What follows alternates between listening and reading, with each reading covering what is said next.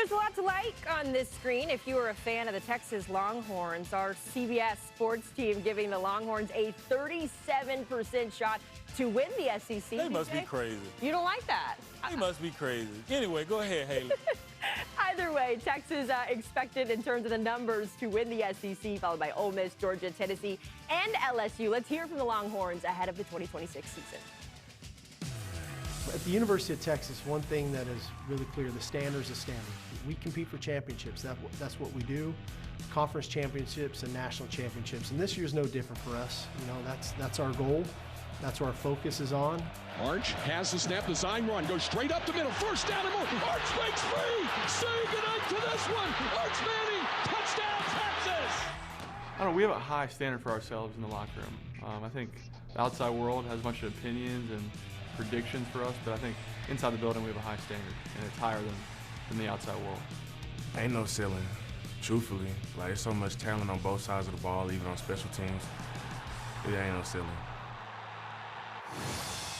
Big expectations in Austin, Texas. Truly no ceiling, I should say, there. I thought it would be music to your ears to see Texas projected to win, but if you look at the roster here, what are you excited about? Yeah, projections are like that potential. That just means you haven't done a damn thing. And what Texas hasn't done is defeat Georgia. Until they defeat Georgia, who we'll talk about here momentarily, how can you pick them to win the conference? But they are a much better football team. They've addressed the Achilles heel from last season, which was the offensive line, the running game, and they have more explosive players on the outside at the wide receiver positions. Now, defensively, with Will Muschamp coming back, speaking of Georgia, that is a huge get, and his energy and personality is going to be infectious within that locker room. Listen, this is a complete roster now. Chris Del Conte has given Coach Sark everything he needs to go out and build himself a winner. It was interesting when Sark first got there, building a culture of competition, a culture, and not an entitlement, right? Yeah. And you wonder, as the price tag keeps going up on this roster, if there's a little of entitlement creeping in. That will be the thing that they'll have to watch. Because they're a year better in the offensive line, they've got some gifts via the transfer portal. Smothers and Coleman are beautiful weapons to throw to and hand the ball to.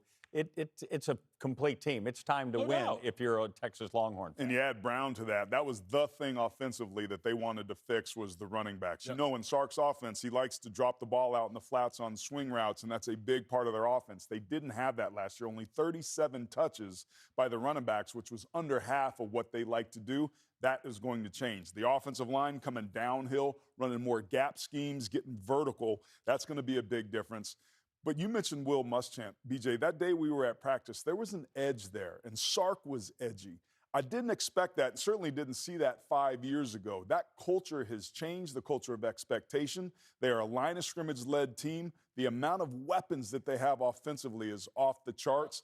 If there is a year that, to your point, Rick, Texas is complete and get it done, it's this one. Okay, we're this much closer to saying Texas is back. Maybe. Hell no. I mean, they're back. I'm more optimistic. They're respectable, and they're in the conversation each and every year to win the conference and get into the playoffs and possibly vie for a national title. Once again, who's the next team we're going to talk about? We're going to talk about Georgia. Exactly. That was going to be my segue. I wasn't expecting you to pander for as long as you did, but if we talk about Georgia there, obviously they have been a thorn in the Horn side here. AT, I'll give you first word, even though I know BJ's chomping at the bit here to get in. What do you think about the Georgia Bulldogs and Gunnar Stockton and Kirby Smart? It's Kirby Smart's world until somebody proves that they can dethrone him, period. He's found ways to win with the deck stacked against him and headwinds, and what you love about him is he never makes excuses.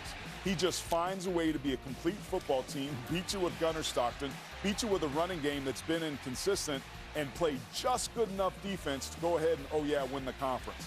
But they're not there just to win the SEC. To go into the playoffs and take that next step offensively, they have to improve on their explosive plays. Too much small ball. On the defensive side of the ball, they got to find a way to rush the passer. Those two things were drastically missing, and it's why Georgia won the SEC but didn't get very far into the playoffs.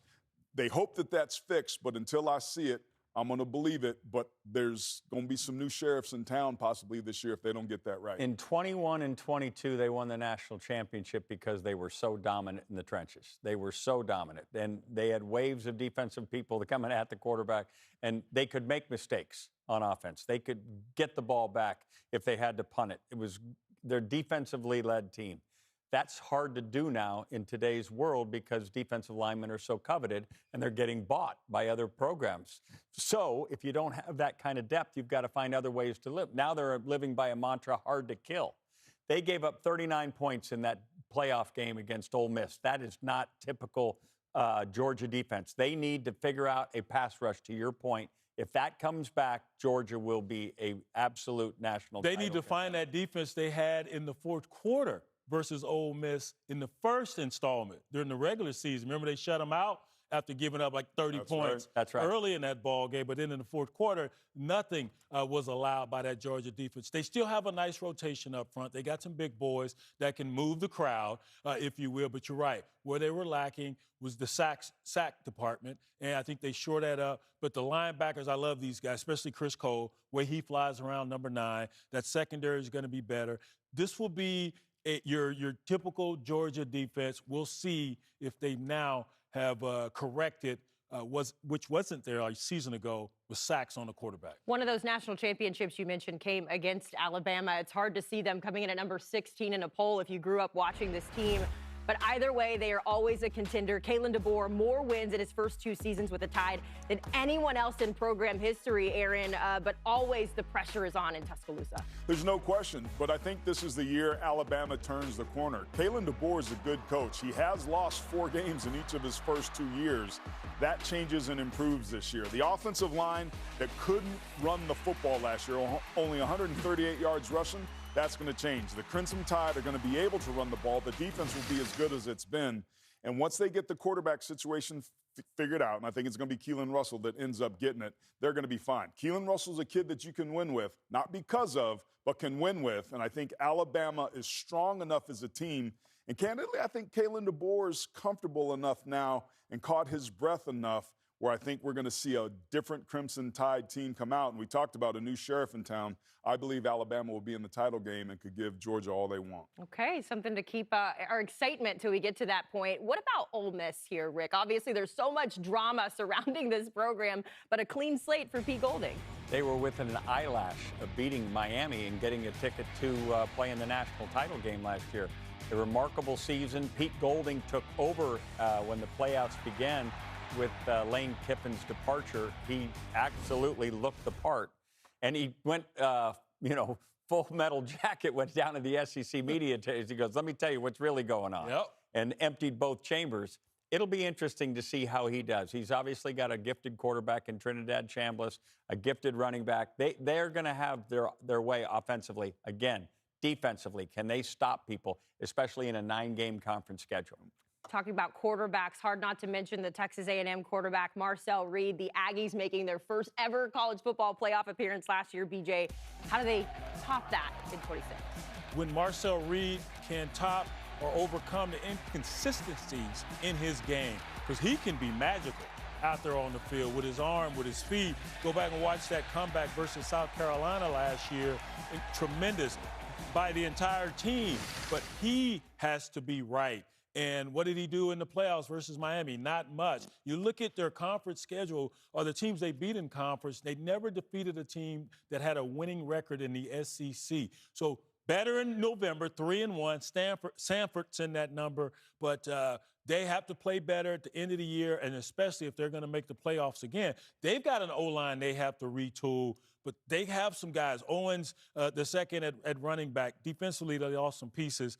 But Elko has done a great job coaching up the D. They'll be in that number, but I think it's going to start with Marcel Reed. He's got to step up. Got to be more consistent.